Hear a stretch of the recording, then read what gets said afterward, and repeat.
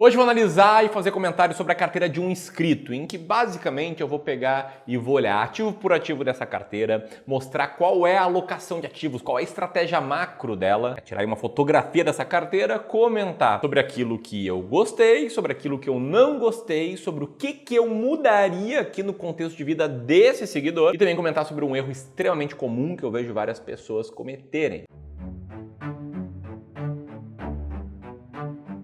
Peguei a carteira de um seguidor aqui do Clube do Valor, que atua como funcionário público, então tem uma boa estabilidade, uma renda relativamente mais alta, consegue poupar dinheiro há bastante tempo. É um cara que nos procurou porque ele entende que tem mais espaço para renda variável na carteira dele. Esse cara ele se achava um pouco mais conservador com o tempo, assistindo mais vídeos, lendo sobre investimentos, percebeu que ele é um cara com uma característica mais moderada e o objetivo dele basicamente é ter mais autonomia, né? Chegar lá na liberdade financeira, em 10 anos ter aquela tranquilidade em saber que se ele quiser ele pode não trabalhar mais, que a carteira dele vai estar gerando uma renda passiva bem alta. Inclusive a meta de renda passiva desse cara aqui é R$30 mil por mês. Dado esse contexto, a gente foi ver os investimentos desse cara que estavam divididos em duas corretoras. A primeira corretora, ele tinha mais ou menos R$482 mil investidos em fundos de investimentos e fundos de previdência. Já vou te mostrar ativo por ativo. Vamos olhar aqui para outra corretora, onde ele tinha mais ou menos R$568 mil divididos entre renda fixa, mais fundos de previdência, um pouco de renda variável, fundos setipados e um pouco de dinheiro ali parado na conta corrente. Vamos olhar primeiro para a primeira corretora. Ali esse cara tinha R$340 mil em fundos de investimentos e aqui começam os primeiros problemas. Por quê? Porque metade desse valor em fundos de investimentos eram em fundos alternativos, onde ele tinha R$221 mil,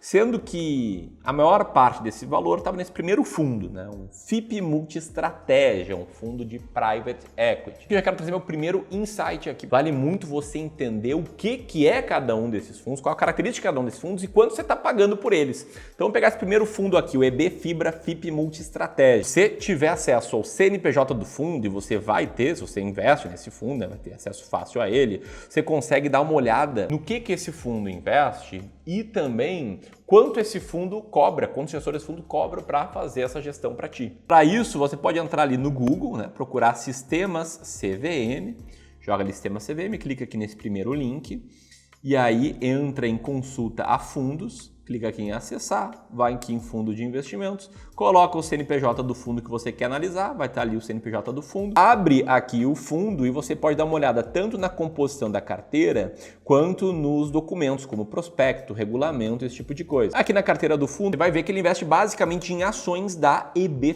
Fibra. Como são ações e não é um fundo de investimentos, eu não consigo pegar aqui e jogar esse CNPJ e descobrir a carteira dele. Aliás, eu tentei fazer isso e o resultado foi que não tem nenhum fundo encontrado, que não é um fundo, é uma empresa que esse fundo investe e essa empresa tem participações em várias outras empresas. É isso que faz um fundo de Private Equity. Agora, quanto é que esse cara está pagando por esse fundo aqui? Entrando ali nos dados da CVM sobre o FIP que a gente está olhando, a gente vai na parte regulamento e tem acesso facilitado ao nosso regulamento. E nesse regulamento, se a gente procurar as palavras mágicas taxa de administração, e pode ver aqui ó, que a taxa de administração é de 0,10, é o que fica com a administradora, mas tem também a taxa de gestão do fundo, que é de 1,78% do total da carteira. Isso para as cotas classe B. Para as cotas classe D, esse percentual é de 2% ao ano. A gente não sabe exatamente quais cotas aqui o nosso seguidor tem, mas a gente sabe que a taxa é de até 2% ao ano. E tem ainda, né, a taxa de performance. Geralmente um FIP tem taxa de performance e geralmente é um percentual do retorno que exceder uma determinada classe de ativo. Nesse caso aqui, para as cotas de classe B, é de 20% de toda a rentabilidade do fundo ex taxa de gestão e deduzidas também as despesas e encargos do fundo. Isso para as cotas classe B. Ou seja, esse fundo acaba sendo um fundo bastante caro. O que me preocupou aqui não é nem isso, tá? Isso não é uma crítica ao fundo em si, mas sim ao fato desse nosso seguidor ter mais ou menos 15% da carteira dele num fundo que é mais caro que o normal e também que é extremamente arriscado. Fundo de Private Equity, além de não te dar acesso à liquidez, seu dinheiro fica mais preso, ele tem um risco muito, mas muito maior do que o investimento em ações. É claro que ele pode retornar mais, mas a um nível bem maior de risco. Talvez aqui o nosso seguidor que tem esse ativo nem saiba do tamanho do risco ou do nível de despesa que esse fundo aqui exclusivamente tem. Vamos passar mais rapidamente aqui para o restante da carteira dele de fundos, que basicamente tem 10% dessa carteira em fundos de debêntures incentivados, atrelados à inflação, 8,5% em fundos pós-fixados, que rendem todos os dias um pouquinho, né? Fundos bem mais conservadores, com taxas menores, e um pouquinho de fundos de ações no exterior, né? Fundos internacionais. Sem contar aqui a parte de previdência, 30% total da carteira, que dentro disso, 18% é num PGBL pós-fixado, né? Com baixo nível de risco e tributação regressiva, que é o que pode fazer sentido para quem tem uma renda tributável bem alta, como é o caso dessa pessoa aqui, porque no PGBL você pode aportar até 12% da sua renda tributável e você vai postergar o pagamento desse imposto lá para o resgate dessa previdência. E se for na tabela regressiva, como ele fez o resgate, a taxa de imposto de renda chega a 10% no resgate, então até aqui tudo bem. Mas além disso, ele também tem 2 planos aí VGBL, com carteiras mais arrojadas, taxas um pouco maiores também, o que tende a fazer sentido para um planejamento sucessório, embora ele tenha nos revelado que não foi por isso que ele investiu nesse fundo, e sim porque o assessor falou que era uma boa. Na segunda corretora, ele tinha uma porrada de renda fixa, mais previdência, e o resto era fundos e renda variável. Primeiro a gente começa aqui com um fundo imobiliário CETIPado, que é um fundo que não é negociado no mercado, paga dividendos todos os meses e você não vê a volatilidade. E no curto prazo pode ser bom, né? Você não está vendo ali eventuais quedas na cota desse fundo, mas na prática não é a melhor coisa do mundo, não, para quem investe, porque pode não doer na hora ver a variação da cota do fundo. Assim, o valor justo dele varia e você não fica sabendo. Tem que contar que são fundos com taxas bem maiores. E na parte de renda fixa, ele tem aí uma série de CDBs, como o do Banco BMG, atrelado à inflação, como o do Banco C6, aí pré-fixado, como o do Banco Fibra, pré-fixado a uma taxa bem menor, porque foi investido lá em 2020, as taxas de fato eram menores naquela época. Tem também aqui o Banco Master, pré-fixado, Omnibanco, pré-fixado também numa época de taxas menores. Lembrando, né, que o cara que foi investir aqui em fevereiro de 2020, ele não tinha acesso a taxas de 15%, 16% ao ano pré-fixadas, então isso aqui não necessariamente foi uma sacanagem que fizeram com a carteira do cliente, era a condição de mercado na época. E aqui entra a parte mais complicadinha, né? Os investimentos em CRI. O investidor tinha uma série de CRIs, algumas atreladas à inflação, outras pós-fixadas, né, pagando CDI mais 1,8. Também tinha CRAs, como a do Banco BTG, do BTG Commodities, Pantanal Agrícola, CEMIG, Taesa, Pantanal Agrícola. Além disso, ele tinha debêntures, como a debênture da CEMIG, com vencimento em 2026, debênture da Taesa, com vencimento em 2025. CRIs e CRAs são ativos de renda fixa, que são isentos de imposto, assim como LCIs e LCA. Só que o problema é que CRIs e CRAs não contam com a garantia do fundo garantidor de crédito. Sei lá, a Pantanal Agrícola dá calote, né, não consegue honrar suas dívidas, o investidor se deu mal, não vai ver esse dinheiro. É diferentemente do que acontece com um CDB, uma LCI, uma LCA, em que há a garantia do FGC. Então, sei lá, se o banco C6 der um calote, esse investidor vai ter que recorrer ao FGC, mas vai ver aquele dinheiro de volta. Em outras palavras, tá? No meu ponto de vista, o investidor que não tem muitos milhões ainda acumulados, ele tem que ficar nos ativos garantidos pelo FGC. Não se aventurar em investir em CRIs, CRAs e debêntures. Então, cabe esse comentário. Antes de passar aqui para as letras de câmbio, algumas com altíssima rentabilidade, 129 do CDI. Letras de câmbio, vale destacar aqui que são garantidas por FGC. E o restante, né, que é uma LCI do Banco Ribeirão Preto, isento de imposto, garantido pelo FGC, aí tudo certo. Fora isso, tem uma NTNB por fora do Tesouro Direto, sempre por fora, né? A gente nunca viu aqui um assessor de investimentos colocar um título público por dentro do Tesouro Direto, e o motivo por dentro do Tesouro Direto não gera comissão. A gente tem também ainda mais um VGBL de renda mensal vitalícia de 87 mil, né, um fundo mais conservador aí do BTG. Outro VGBL de renda mensal temporária de 24.700 e aí a parte de ações, né, uma carteira aí com uma série de ações com diferentes características e diferentes pesos em cada ação.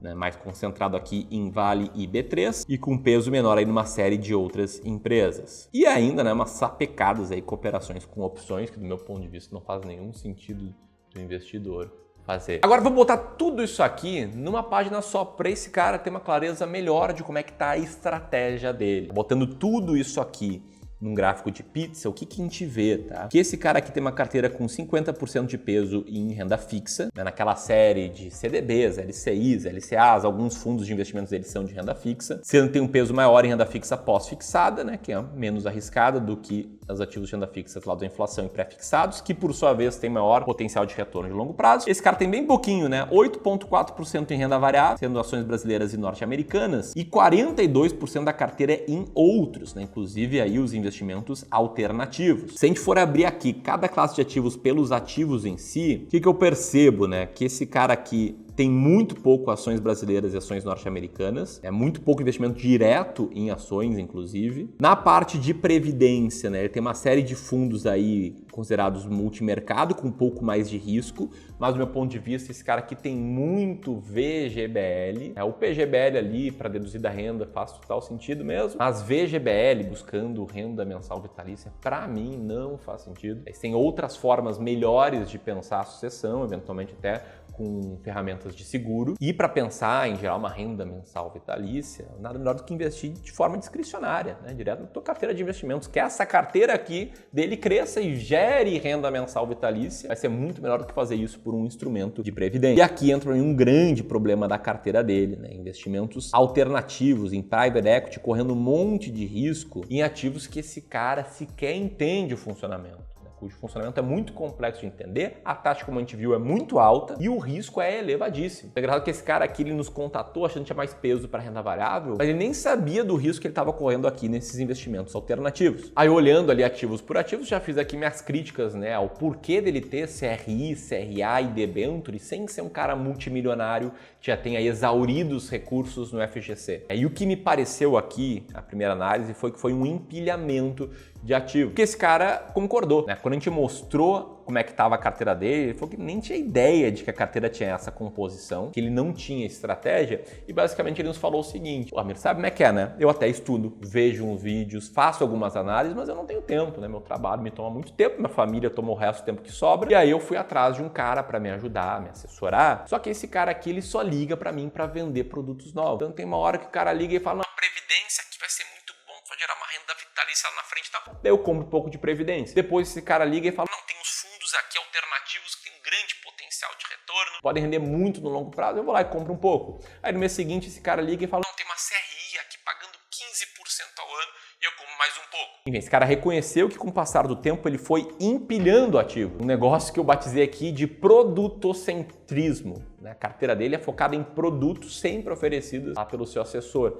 E não é pessoacentrismo, né, em que a gente coloca a pessoa no centro, uma alocação de ativos claras no centro e a partir daí a gente escolhe os produtos. Em outras palavras, falta uma estratégia macro de carteira. Sem contar que esse cara estava meio indignado que toda hora trocavam de assessores, era algo bem recorrente, né, e ele não tinha um trabalho contínuo em nenhuma das duas corretoras. Um ponto que eu acho bem interessante de todo investidor que investe em fundos ter é uma análise de qual é a taxa de administração aí de cada fundo e a taxa ponderada desse investimento em fundos. Eu não botei os alternativos, eu botei só os fundos de ação, renda fixa e multimercado. E nesta parte de fundos de ações, renda fixa e multimercado, eu não achei nada absurdo, tá? Taxa ponderada de 0,94. Né? Tá diferente ali do 2 mais 20, que é muito comum na indústria de fundos, eu acho bem alto. Bom, olhando aqui um pouco para pontos positivos e pontos de melhoria, tá? É inegável que era uma carteira relativamente diversificada, né? Tem a renda fixa, lá da inflação, renda fixa pós, renda fixa pré, tem aí bastante de multimercado, um pouquinho ali em ações, um pouquinho em ações norte-americanas. Então não é uma carteira extremamente concentrada como às vezes a gente vê, que são carteiras que têm um risco bem maior. E de certa forma, né, vamos dar um ponto aqui para o nosso investidor que tinha uma certa exposição em ações brasileiras,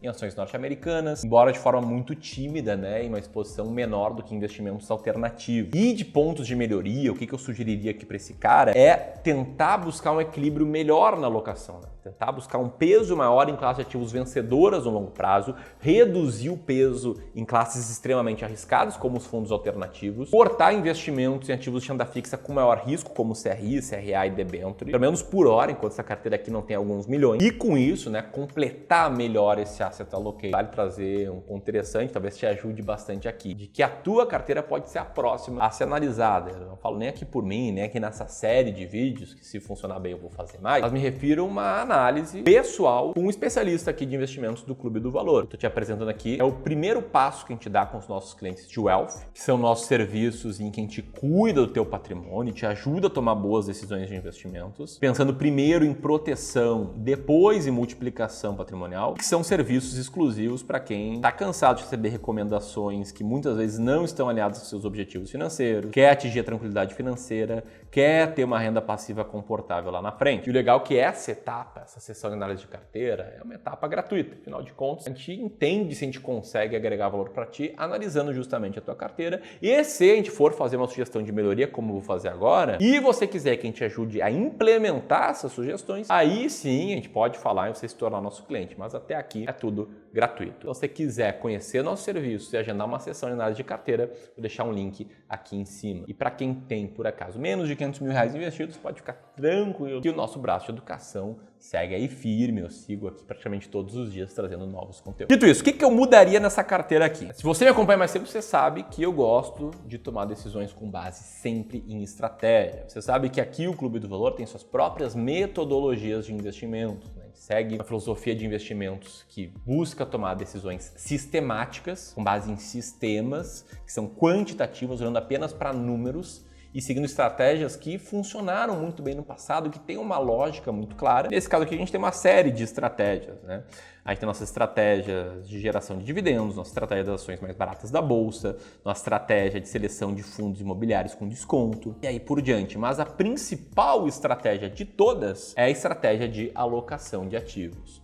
E aí nesse caso aqui, para essa pessoa específica que a gente conheceu melhor, a gente teve 2 conversas, a gente entendeu objetivos, a gente teve tolerância ao risco, a gente faria essa mudança aqui, tá? Sairia de um portfólio bem bagunçado, né, sem estratégia, sem um empilhamento de ativos, iria para um portfólio relativamente mais conservador, com 30% de peso em renda variável, divididos entre ações brasileiras, norte-americanas e fundos imobiliários, as nossas próprias estratégias de seleção de ações aqui nessas classes, e o restante renda fixa, tá? 30% renda fixa inflação, que tem um bom potencial de retorno de longo prazo, 20% pós-fixada e 20% pré-fixada. O interessante é que a gente consegue aqui simular quanto essa nossa composição de carteira teria rendido no passado. E nesse caso aqui, na maioria dos anos, porém nem sempre, essa composição de carteira nossa aqui teria tido um resultado superior ao CDI, a taxa livre de risco. Essa carteira aqui teria tido um retorno anual de 16%, dando taxas e tirando IPCA, daria mais ou menos uns 6, 7% acima da inflação. Isso aqui nos últimos